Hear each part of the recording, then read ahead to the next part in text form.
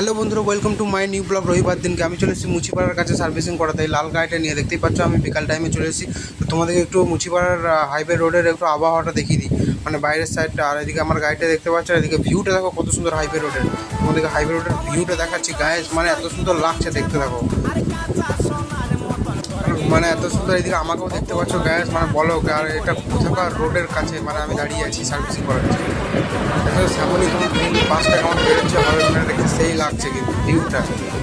এদিকে দেখতে পাচ্ছ তো, লরিগুলো বেরোচ্ছে, ডাম্পারগুলো সব, মানে ভিউটা রাস্তা এত সুন্দর লাগছে না গ্যাস, যে কী বলবো তোমাকে। তারপরে দেখতেই পাচ্ছ আমার ফাইনালি গাড়ি এদিকে ধোয়াধুয়ি কমপ্লিট মানে করছে। এদিকে গাড়ি ধোয়াধুয়ি হওয়ার পর নিয়ে চলে এসছে সাইড করে। তারপরে গাড়ি মোছামুছি করার পর এদিকে গাড়ির ভিউটা পুরো ভিতরটা তোমাদেরকে ফিউচারটা পুরো দেখিয়ে দিচ্ছি। তো আমি কোথায় আছি, পাম্প হাউস মোড়ের কাছে একটু দাঁড়িয়েছি।